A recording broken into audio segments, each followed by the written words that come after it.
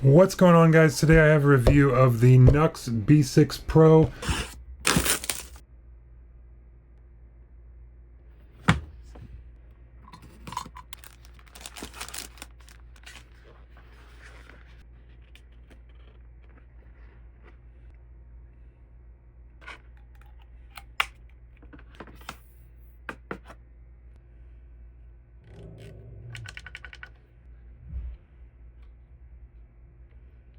A lot of people like my review of the original B6, so this is the updated version with a few extra features.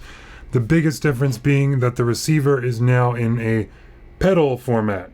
It's got an effects send and return, so you can plug straight into effects pedals. That's a really nice feature. It's got this big, colorful screen, which on the plus side gives you a very good, easy to read readout of the wireless connection, the battery life, and which EQ you're using, and it's very easy to tell as you switch between alto, soprano, tenor, trumpet, and custom EQs. The downside, of course, is that this screen is going to use a lot more battery than the original receiver used, but they say that this will get 11 hours and that the transmitter will get 7 hours out of a single charge. The transmitter charges by snapping right onto the receiver like this magnetically, and then this plugs into a DC power input. From what I've read, you cannot power this via USB, so that's something to keep in mind, is that after a number of hours you will need a regular extension cord with the DC power supply, 9 volt, just like a regular guitar pedal.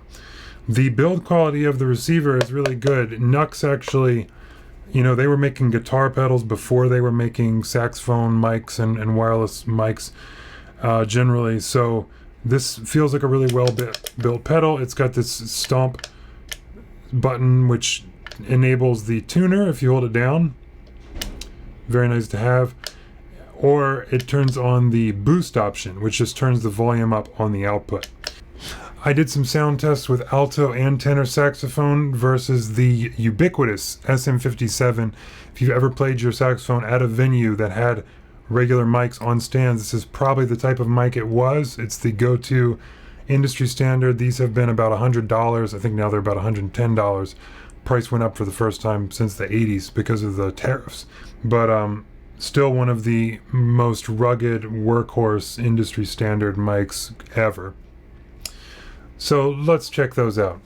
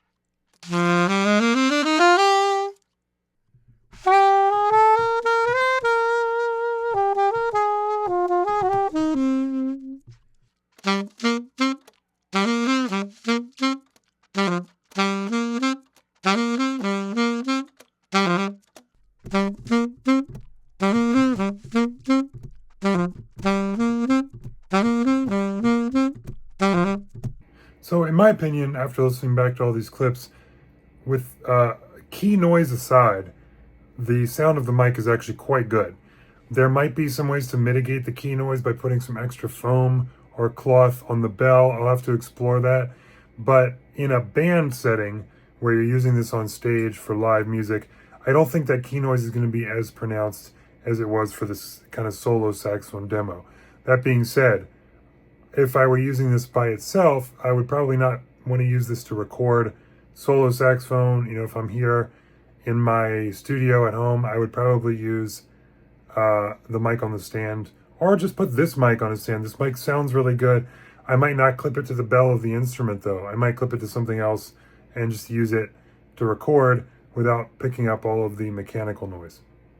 But that's a problem with any clip-on mic. It really just depends on the mount.